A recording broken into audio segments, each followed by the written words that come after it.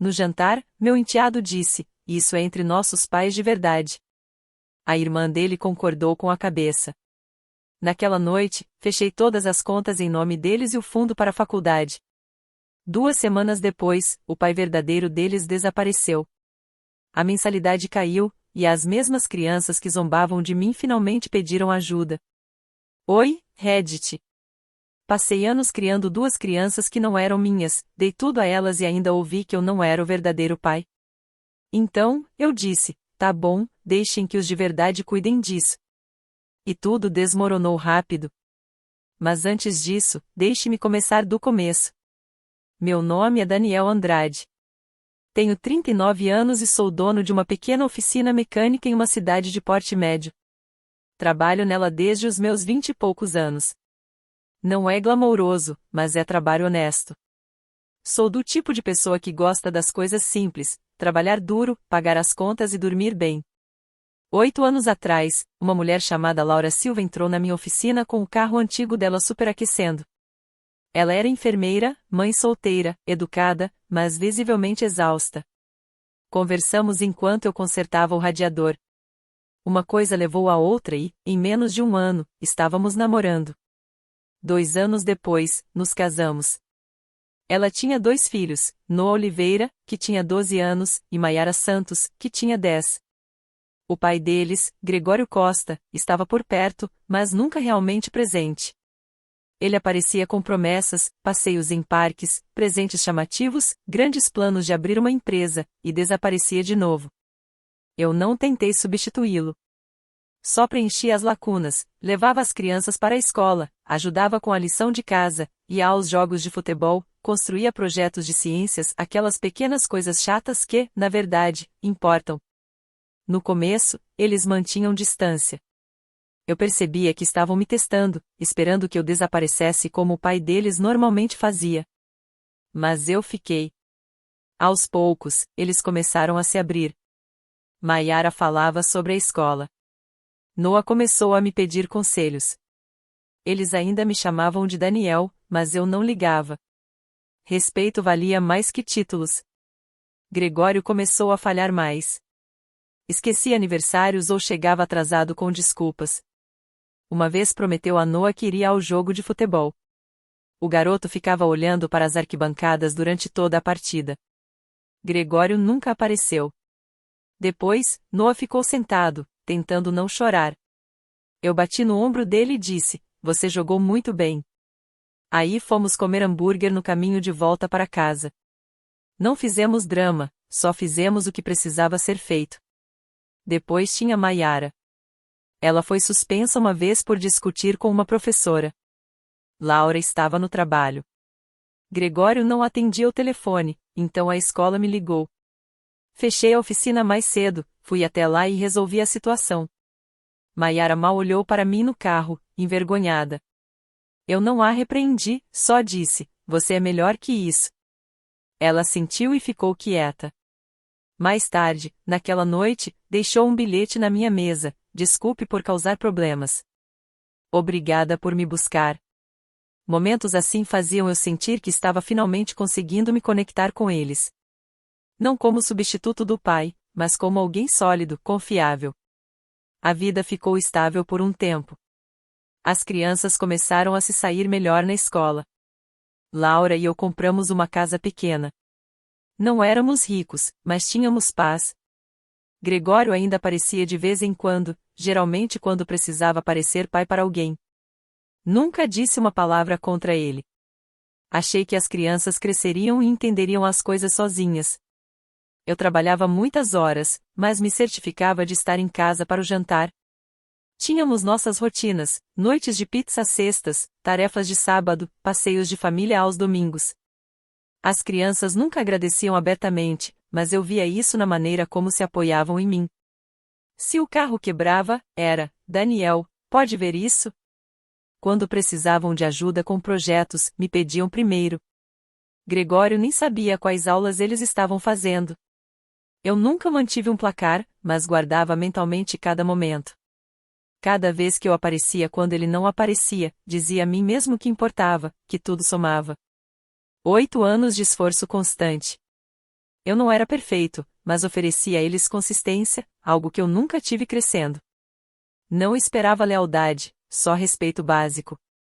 Se alguém me perguntasse naquela época, eu diria que estávamos indo bem. Tinha um bom casamento, 2 crianças que confiavam em mim, um negócio crescendo. Mas agora, olhando para trás, percebo que tudo estava sustentado por uma camada fina de conveniência.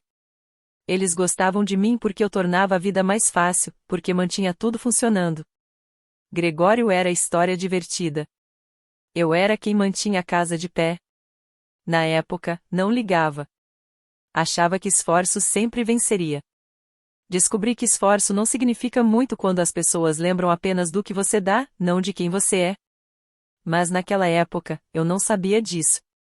Achava que ser constante era suficiente. Que aparecer todo dia garantia um lugar no coração de alguém. Demorei 8 anos para descobrir que algumas pessoas só te valorizam até alguém mais barulhento aparecer. E essa parte da minha vida, a parte em que eu acreditava que consistência era suficiente. No final do dia, Gregório Costa decidiu aparecer de novo. As coisas ficaram quietas por alguns anos. As crianças cresceram e a casa estava, na maior parte do tempo, tranquila.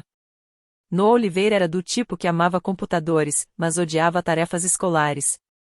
Maiara Santos vivia grudada no celular e tratava o quarto como seu próprio reino. Laura Silva trabalhava longos turnos no hospital e eu mantinha a oficina funcionando com 2 funcionários sob minha supervisão. A vida era previsível. Então Gregório voltou. Começou devagar. Apareceu em casa uma tarde dirigindo um SUV brilhante com placas de concessionária. Alegou que tinha virado a vida. Estava com um relógio de ouro, corte de cabelo novo e se portava como um homem que acabará de conquistar algo. Laura foi educada, as crianças ficaram animadas, e eu fiquei em silêncio. Foi a primeira vez que vi como as pessoas esquecem facilmente quem realmente ficou por perto. Ele começou a aparecer com mais frequência. Um jantar rápido virou visitas semanais. Sentava-se à mesa se gabando dos negócios e projetos no exterior. Noa ouvia cada palavra. Maiara o chamava de pai como se nunca tivesse parado. Eu permaneci educado, mas por dentro comecei a prestar atenção em cada detalhe. Um sábado, Gregório entrou na garagem enquanto eu trocava o óleo do carro de Laura. Encostou-se no capô como se fosse dele. Você ainda faz o mesmo trabalho, né? Disse com um sorriso. Paga as contas, respondi. Bom pra você, cara, disse, como se falasse com alguém inferior. Depois chamou Noa e Maiara, levou-os para almoçar e voltou tarde com tênis novos e sacolas de fast food no carro. Laura disse, pelo menos ele está tentando. Tentando o quê? Apagar anos de ausência com uma ida às compras. Não discuti. Eu sabia como essas coisas terminam. Algumas semanas depois, Noa chegou em casa com uma ideia nova. O pai disse que eu deveria investir. Ele vai começar uma empresa. Diz que eu posso triplicar minhas economias. Perguntei que tipo de empresa. Ele falou algo sobre expansão de tecnologia em cripto e compra antecipada. Perguntei se Gregório tinha mostrado algum documento. Ele disse que não, mas que o pai não faria um golpe. Ele fez. 3 semanas depois, os $3.000 de Noa haviam desaparecido. Gregório parou de responder mensagens. Noa não contou para Laura, me contou discretamente uma noite na garagem. Eu errei, disse ele. Eu sei, respondi. Lição aprendida. Não o repreendi, nem falei em eu te avisei. No dia seguinte, coloquei discretamente os $3.000 na conta dele. Ele nunca me agradeceu e eu nunca mencionei isso de novo. 2 semanas depois, Gregório voltou, agindo como se nada tivesse acontecido. Laura o recebeu com um sorriso. Vi Noa se enrijecer, mas não disse nada. Então veio o jantar em família. Laura convidou Gregório por causa das crianças. Estávamos sentados, comendo, quando ele olhou ao redor e disse, você tem uma oficina, né, Dan? Eu poderia usar alguém como você. Tenho alguns carros para reformar. Eu apenas disse, estou bem assim. Ele riu. Não, cara. Falo sério. Você cuida do trabalho pesado. Eu cuido dos negócios. Podemos fazer algo grande. Não respondi. Então ele se encostou, olhou para Laura e disse: Viu? Ele é quieto. É isso que gosto nele. Constante, bom gestor da casa. Todos riram. Até Laura sorriu de forma meio forçada. Levantei, limpei os pratos e saí da mesa. Depois disso, algo mudou. Notei como Gregório entrava e saía da casa como se fosse dono do lugar. Laura não o impedia. As crianças começaram a comparar tudo o que eu fazia com ele. Se eu dizia não a algo, diziam: o papai teria deixado a gente. Um fim de semana, fizemos um tour universitário para Maiara. Eu tinha o plano impresso, hotel reservado, tudo organizado. No meio do passeio, vi Gregório esperando na entrada. Acenou como se pertencesse ali. Queria surpreender ela, disse ele. Ele se juntou, assumiu tudo, falou com os guias, interrompeu perguntas, chamou Maiara de querida, como se não tivesse desaparecido por anos. Cada vez que ele dizia nós não sobre pagar a faculdade, meu maxilar se apertava. Em um ponto, disse a conselheira de admissões: vou garantir que minha filha tenha tudo o que precisa. O pai dela cuidaria de tudo. Eu estava lá, segurando a pasta com todos os planos de pagamento reais que vinha organizando há anos. No caminho de volta, o carro estava silencioso. Maiara rolava o feed no celular, sorrindo para fotos dela com Gregório. Noah disse: foi bom ter os dois pais aqui. Não respondi. Aquela noite, Laura disse: eles estão apenas animados. Não leve para o lado pessoal. Não levo, disse eu, apenas observando. A partir daquele dia, parei de tentar competir. Continuei pagando as contas, mantendo tudo funcionando, mas agora com os olhos abertos. Eu não fazia mais parte de uma família. Era um funcionário com benefícios emocionais que expiravam no instante em que alguém mais divertido aparecia. Gregório continuava a aparecer. As crianças continuavam a elogiá-lo, e Laura continuava fingindo que estava tudo bem.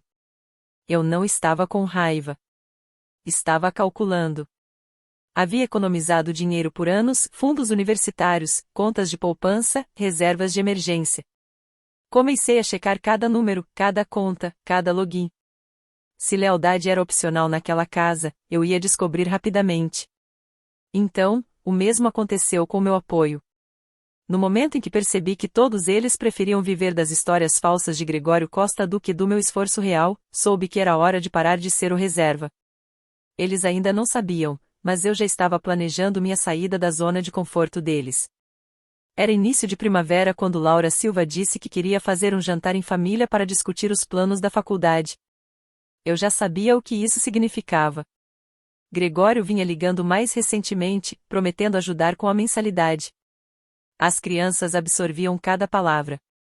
Eu tinha passado os últimos meses discretamente me afastando, deixando que todos mostrassem suas verdadeiras cores. Naquela noite, a mesa estava posta como em uma refeição de feriado. Laura fez frango assado. Maiara estava com o celular no balcão, e Noah ficava conferindo mensagens. Entrei com uma pasta cheia de impressões, planilhas de mensalidades, listas de bolsas, informações bancárias, planos reais, aqueles que adultos responsáveis fazem quando levam suas obrigações a sério. Sentamos e, por um tempo, ficou quieto. Comecei a explicar os números. Entre as economias e as ajudas, poderíamos cobrir integralmente o primeiro ano de Noah. Maiara tinha bolsas de estudo, então sua parte estava garantida. Isso não deveria ser algo que nossos pais de verdade cuidassem? A sala congelou. Noah não tirou os olhos do celular. Sim, acho que papai e mamãe deveriam discutir essa parte. Você já fez o suficiente, Daniel. Já ajudou bastante.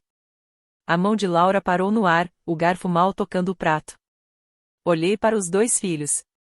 Seus pais de verdade?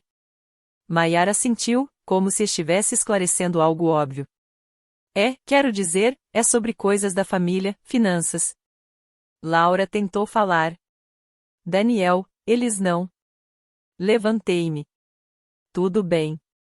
Fui até a cozinha, lavei as mãos e ouvi as conversas abafadas atrás de mim. Não estavam sussurrando, apenas conversando como se eu tivesse saído da sala para sempre. Depois do jantar, subi para o quarto. Laura veio tentar explicar mais tarde. Eles não queriam dizer assim, disse ela. Eles disseram exatamente o que queriam, respondi. Só estão tentando se reconectar com o pai. Você tem sido. Eu tenho sido quem pagou por tudo, lhe interrompi. Ela parou de falar. Naquela noite, não dormi muito. Sentei-me na minha mesa com a pasta aberta. Cada número que eu havia guardado para aquelas crianças me encarava. 85 mil dólares. Anos de turnos extras, fins de semana sacrificados, férias canceladas. Pensei em cada jogo que assisti, cada vez que disse sim quando Gregório disse não, cada conta que cobri silenciosamente. E agora, de alguma forma, eu era o estranho. Não senti raiva, apenas clareza. Às 3 da manhã, abri o laptop, entrei nas contas e movi tudo para uma poupança privada no meu nome. Depois, abri um bloco de notas e escrevi os novos totais linha por linha. Quando terminei, fechei a pasta, guardei na gaveta e apaguei a luz. Na manhã seguinte, já estava na oficina quando Laura ligou. Você saiu cedo. Tive trabalho, respondi. Está tudo bem? Estou. Só percebendo quem é quem. Naquela noite, Gregório apareceu. Estacionou o SUV bem na frente da casa como se fosse a própria garagem. Observei da varanda enquanto ele subia, rindo ao telefone. Quando me viu, disse: Vamos levar as crianças para sair. Tudo certo? Tudo certo, respondi. Você cuida. Ele sorriu, bateu no meu ombro e disse: Que bom que estamos na mesma página, cara. Eles saíram. A casa ficou silenciosa de novo. Fiquei na porta por um tempo, olhando para a sala, os troféus que ajudei a conquistar, as fotos de família onde eu aparecia ao fundo. Tirei tudo e guardei em caixas, não por raiva, mas porque não eram mais meus. Laura voltou sozinha mais tarde naquela noite. Viu a parede vazia e começou a chorar. Você não está realmente fazendo isso, está? Já fiz, respondi. Ela se sentou, cabeça nas mãos. Gregório não vai aguentar isso. Você sabe disso. Então é hora dele aprender. Ela não disse mais uma palavra. Nos dias seguintes, a casa ficou silenciosa. Ninguém mencionou o jantar. As crianças não me olhavam nos olhos. Gregório continuava aparecendo, fingindo que estava tudo bem. Eu observava de longe, como alguém vendo um fogo lento queimar um campo que não era mais dele. Aquele jantar não apenas mudou a família. Apagou a ilusão de que eu já tive uma. Durante anos, pensei que ser constante era suficiente. Mas naquela noite aprendi algo simples: quando as pessoas param de respeitar você, continuar sendo gentil só parece fraqueza. Eu não era mais fraco. Depois daquele jantar, algo dentro de mim desligou. O fingimento acabou. Os sorrisos falsos, as conversas forçadas, tudo. O ar na casa parecia diferente, como se todos esperassem que eu explodisse. Eu não explodi. Apenas fiquei quieto, focado, e comecei a retomar o controle, pedaço por pedaço. Gregório vinha circulando perto demais há muito tempo, aparecendo quando queria, falando comigo de forma condescendente na minha própria casa. Isso acabou ali. Na segunda-feira de manhã, acordei cedo, entrei nas contas bancárias. Comecei então fechando as portas digitalmente primeiro. Os fundos universitários das crianças, todo o valor de 85 mil dólares, foram direto para uma nova conta pessoal. Liguei para ambas as escolas e pedi que removessem meu nome de todos os planos de pagamento. A partir de agora, os pais biológicos seriam responsáveis, disse eu. Sem raiva, sem histórias, apenas fatos. Depois comecei a cortar tudo mais: plano de telefone, seguro, assinaturas familiares, cartões de crédito conjuntos, tudo fora. Cada conta que eu pagava por hábito agora era problema deles.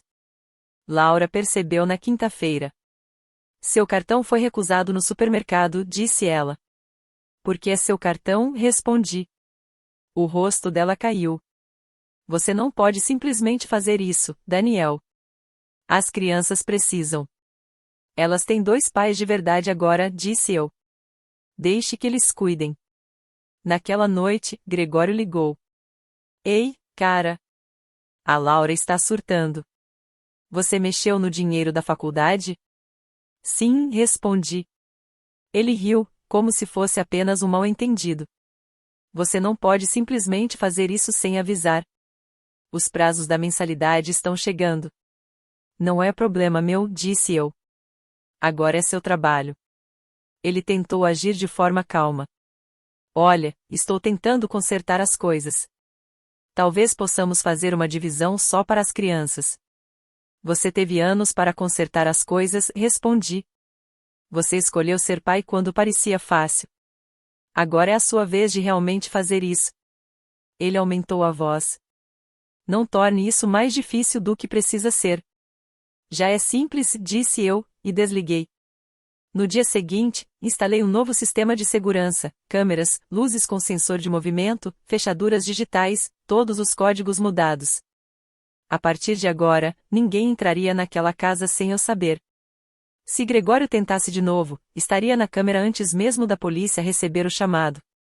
Quando Laura voltou e viu o instalador guardando os equipamentos, perguntou: O que é tudo isso? Limites, disse eu. Você está exagerando. Não, respondi. Eu deixei passar dos limites antes. Ela não respondeu. Depois disso, a casa ficou quieta de novo. Sem SUV na frente, sem campainha inesperada, apenas silêncio. No dia seguinte, troquei também as fechaduras da garagem, por precaução. Na semana seguinte, finalizei tudo. Contas de serviços públicos passaram para o nome de Laura, seguro familiar dividido. Cada documento que me ligava financeiramente a eles foi resolvido.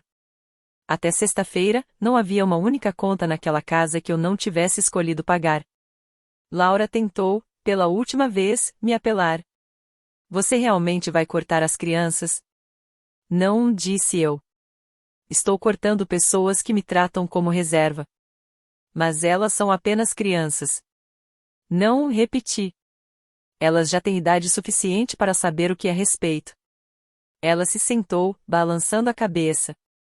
Isso não é você. É exatamente eu, respondi. Você só nunca viu esse lado porque eu nunca precisei usá-lo. Fui para o meu escritório, tranquei a porta e olhei para a pilha final de documentos, transferências bancárias, recibos de encerramento, registros atualizados de propriedade, tudo alinhado, limpo e definitivo. Aquela pasta antes guardava os planos universitários deles. Agora, guardava minha prova de que eu não era mais reserva de ninguém. Quando apaguei a luz e saí, não senti raiva. Senti calma. Pela primeira vez em anos, eu não estava sendo usado, negociado ou tomado como certo. Gregório não seria mais bem-vindo perto de mim, da minha casa ou do meu negócio. Laura sabia disso. As crianças sabiam disso. A porta estava fechada, e eu havia acabado de explicar por quê. O efeito não demorou a aparecer. 2 semanas depois de eu mover o dinheiro, começaram a surgir os problemas. Primeiro, os e-mails da faculdade. A Universidade de Noa entrou em contato com Laura dizendo que a mensalidade não havia sido paga. No dia seguinte, a faculdade de Maiara congelou sua matrícula por pendências financeiras. Não respondi a nada disso. Laura ligou enquanto eu estava na oficina. Daniel, a escola disse que a mensalidade não foi paga. Você fez alguma coisa? Sim, disse eu. Ela hesitou. Você mexeu no dinheiro? Mexi. A voz dela subiu. Você não pode. Posso, disse eu. E fiz. Houve uma pausa. Você está punindo eles por serem crianças. Não. Estou deixando que os pais de verdade lidem com as responsabilidades deles. Ela desligou sem dizer outra palavra. No dia seguinte, recebi a primeira mensagem de Maiara. Você disse que ia ajudar. Agora não consigo nem me matricular nas aulas. Você arruinou tudo. Respondi apenas uma vez. Pergunte aos seus pais. Cansei de ser o intermediário. 1 hora depois, Noah ligou. Tom calmo, mas tenso. Gregório disse que você está congelando as contas. Ele está tentando consertar. Então deixe que ele conserte, disse eu. Seja real, cara. Você sabe que ele não vai. Então talvez seja algo que você precisava aprender, respondi. Ele murmurou algo e desligou. Laura Silva apareceu na oficina. Ela não ligou antes, apenas entrou enquanto eu estava debaixo de um carro. Meus funcionários pararam por um segundo ao ouvir a voz dela. Eu não consigo fazer isso sozinha, disse ela. Você não está sozinha, respondi. Você tem o Gregório. Nem comece, ela rebateu. Ele se foi de novo. Então parece que você tem problemas maiores do que eu, disse eu. Ela me encarou por um momento e depois falou baixo. Eles também são sua família. Não, respondi. Eu sou a estabilidade deles. Há uma diferença. Ela olhou para o chão. Você está ensinando a lição errada. Passei a mão em um pano para secar as mãos sujas de graxa. Não, disse eu. Estou deixando a vida ensinar a lição que eles se recusaram a ouvir de mim. Ela saiu sem dizer mais nada. Naquela noite, um número novo apareceu no meu celular. Quase ignorei, mas atendi. Gregório, oi, amigo, disse ele, com voz animada demais. Não sou seu amigo, respondi. Olha, as tensões estão altas. Talvez possamos resolver isso. As crianças estão estressadas. A Laura está brava. Só estou tentando evitar que tudo exploda. Quer consertar isso? Disse eu. Pague a mensalidade deles. Sobre isso, o fluxo de caixa está meio apertado, mas tenho algo planejado. Não estou interessado, disse eu. Ele suspirou. Você acha que isso te faz parecer forte, né? Todo mundo está falando sobre como você exagerou. Você poderia ter lidado melhor. Eu lidei bem, respondi. Parei de financiar pessoas que desprezam meu esforço. Você não pode me apagar, disse ele, mudando o tom. Já apaguei, respondi e desliguei. Depois disso, bloqueei o número dele. Na manhã seguinte, encaminhei a gravação da ligação anterior, aquela em que ele se gabava dos negócios, para Laura com uma única linha. Você protegeu este homem. Lembra disso? Ela não respondeu, mas eu sabia que tinha ouvido. No meio da semana, encontrei o carro de Noah Oliveira na minha garagem quando cheguei do trabalho. Ele estava sentado nos degraus, cotovelos nos joelhos, olhando para o chão. Poderia ter avisado, disse ele quando me aproximei. Não achei que te devia isso, respondi. Você não precisava ir tão longe. Tentei ser silencioso, disse eu. Foi assim que esta casa foi construída. Ninguém ouviu.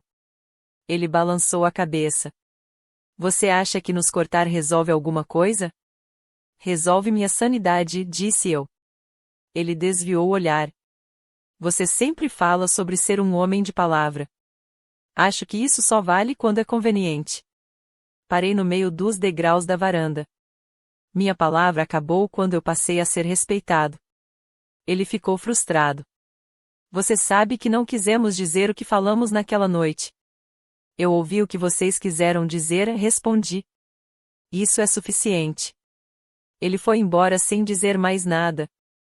Mais tarde, naquela noite, recebi uma mensagem longa de Maiara Santos. Parágrafos de raiva, culpa e desculpas. Como eu atraí, como queria controlar tudo, como estava destruindo a família. Não terminei de ler. Apaguei e bloqueei o número dela também. 2 dias depois, Laura enviou uma mensagem. Gregório se foi. Pegou o pouco dinheiro que tinha e desapareceu de novo. Não respondi.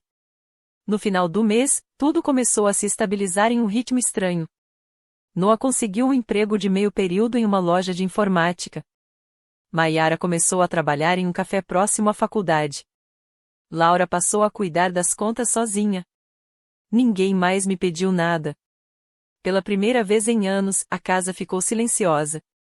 Sem discussões, sem cobranças, sem desculpas falsas. Eu chegava depois de fechar a oficina, esquentava a comida e sentava à mesa sozinho. Não parecia solidão, parecia merecimento. Uma semana depois, Laura voltou a me ver. Desta vez, não parecia brava, apenas cansada. Ouvi dizer que estão investigando o Gregório, disse ela baixinho. Não estou surpreso, respondi. Ela respirou fundo. Você estava certo sobre tudo. Não respondi. Ela me olhou por um longo instante. Você realmente não se importa mais, não é? Me importo, disse eu. Só não me voluntário para a dor. Ela sentiu lentamente, como se finalmente entendesse. As crianças estão trabalhando agora. Estão aprendendo. Não é fácil. Não deveria ser, respondi. Ela olhou ao redor da oficina antes de sair. Está silencioso aqui, disse ela. É pacífico, corrigi. Quando ela se foi, tranquei tudo para a noite e fiquei um momento na porta. Sem ligações, sem barulho, ninguém exigindo nada. A paz não veio com perdão. Veio com silêncio. E eu tinha muito disso. No mês seguinte, terminei de organizar tudo que ainda pertencia a mim. Tratei a casa como um trabalho, listar o que estava quebrado, consertar o que era meu, deixar o resto visível. Reparei buracos de pregos e passei nova tinta na parede da sala. Os contornos desapareceram, as marcas permaneceram. Etiquetei a caixa e coloquei na prateleira mais alta do armário. Na oficina, tracei minhas próprias linhas também. Refiz a escala, manhãs para diagnóstico e ligações, tardes para motores. Avisei aos meus funcionários que estaria fora de alcance depois das 18 horas. Sem exceções. O mais novo, Evan, abriu a boca para perguntar sobre emergências, mas... E eu balancei a cabeça. Se estiver vazando, estacione. Eu olho amanhã. Ele assentiu, surpreso por amanhã poder ser uma resposta completa. Os clientes continuavam perguntando sobre a família, porque é assim que pequenas cidades funcionam.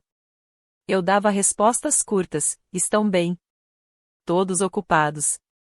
E voltávamos a falar sobre carros, que nunca se ofendem quando você para de alimentá-los.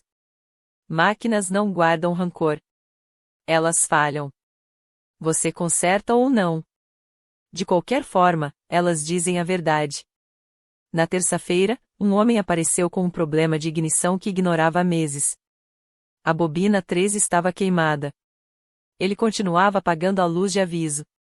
Achei que ia passar, disse ele. Nunca passam, respondi, trocando a bobina.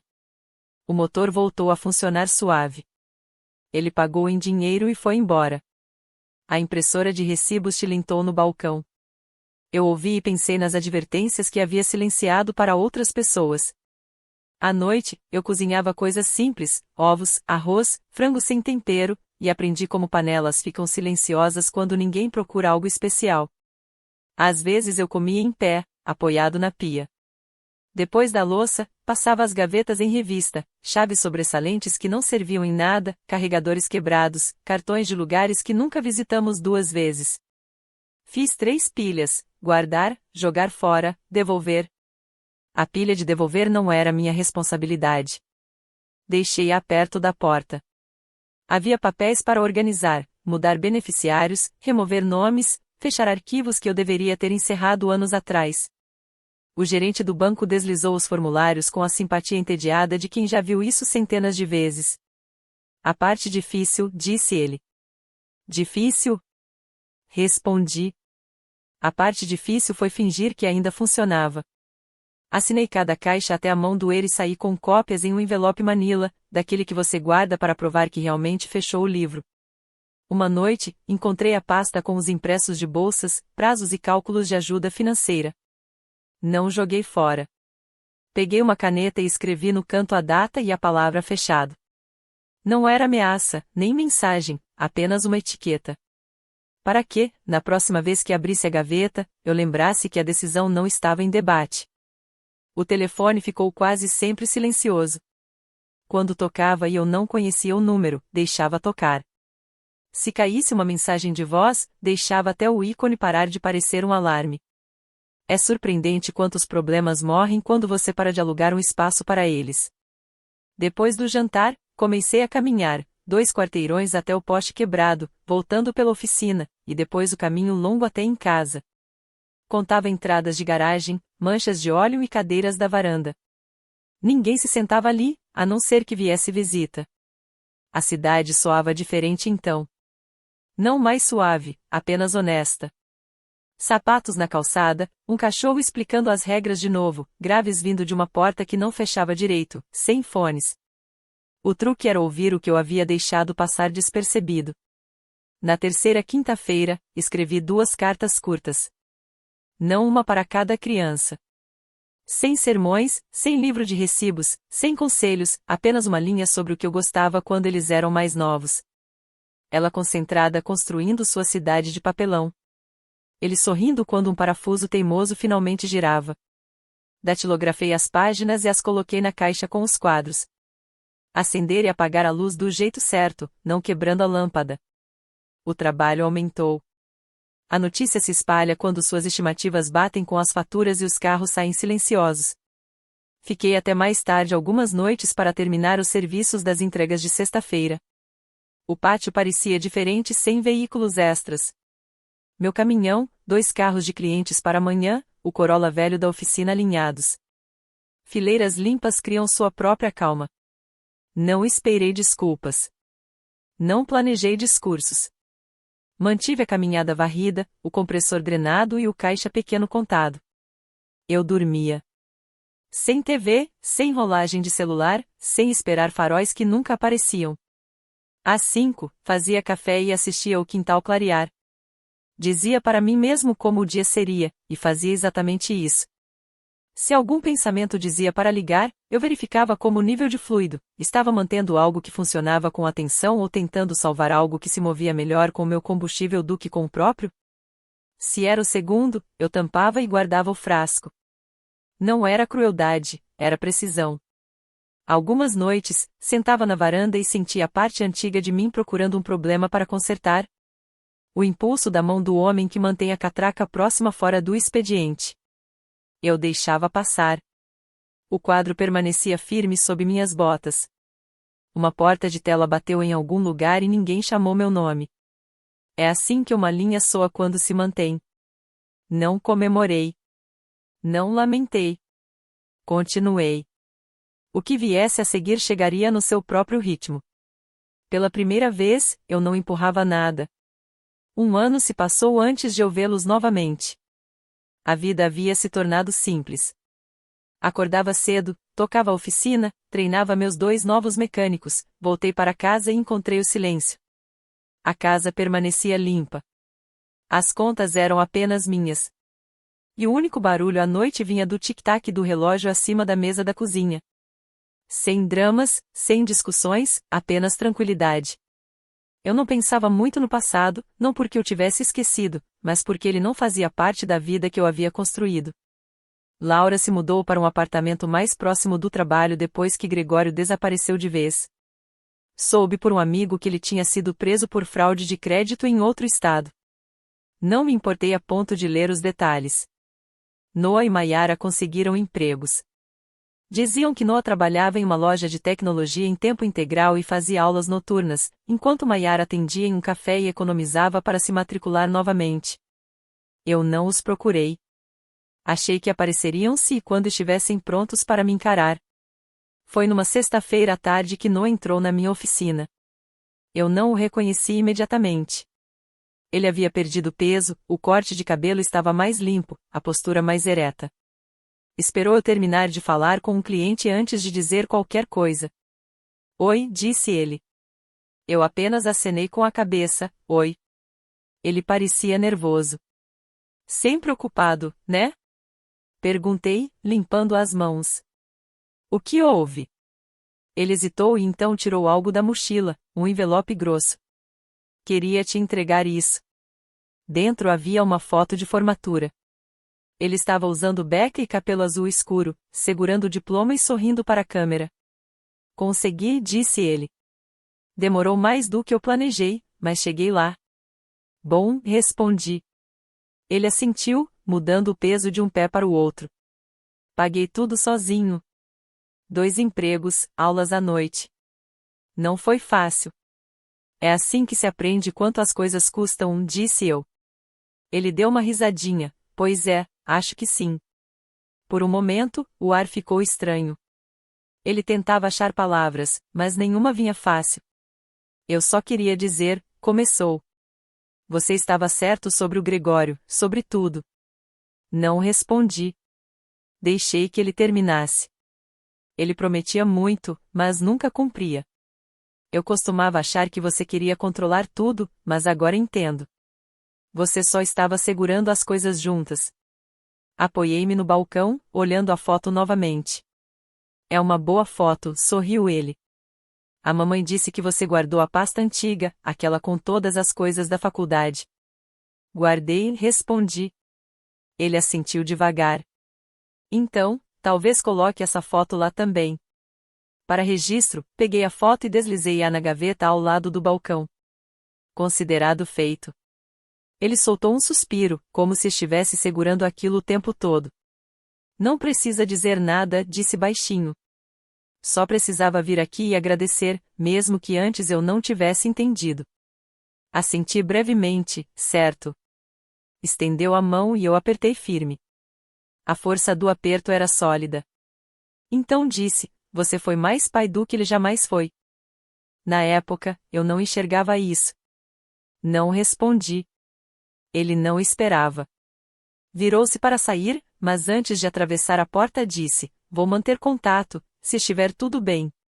Faça o que achar certo, falei. Ele assentiu novamente e se foi. A porta se fechou atrás dele, e eu fiquei parado por um instante, olhando para o espaço que ele acabará de ocupar. Depois, voltei ao trabalho. À noite, quando cheguei em casa, abri a velha pasta. A mesma que antes guardava os planos de faculdade que eu havia construído para as crianças. Deslizei a foto dentro, fechei e guardei novamente na gaveta. Sem raiva, sem nostalgia, apenas encerramento. Uma semana depois, recebi uma carta pelo correio. Era de Maiara. A caligrafia ainda era bagunçada. Dizia, agora eu entendo. Você tinha razão em fazer o que fez. Fiquei irritada porque era mais fácil do que admitir que estava errada. Obrigada por se importar o suficiente para parar. Não espero nada, só queria que você soubesse que entendo agora. Era isso. Sem longos pedidos de desculpas, sem explicações. Apenas honestidade simples. Dobre a carta, coloquei na mesma pasta da foto de Noah e fechei. Um mês depois, Laura apareceu.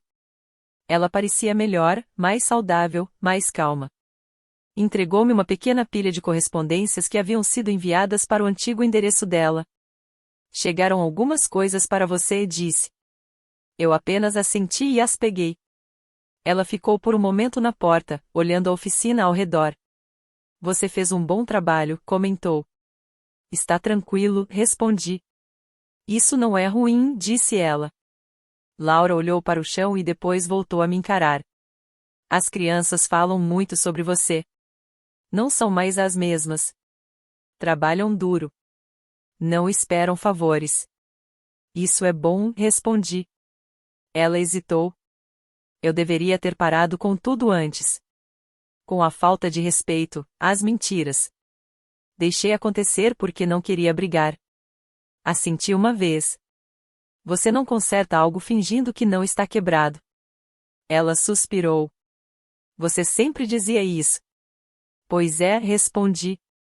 Ninguém ouvia na época também. Ela sorriu levemente. Agora eu escuto. Ficamos em silêncio por alguns segundos. Então ela perguntou, você já pensou em tentar de novo? Começar do zero? Olhei além dela, para a fileira de carros esperando lá fora. Eu comecei do zero.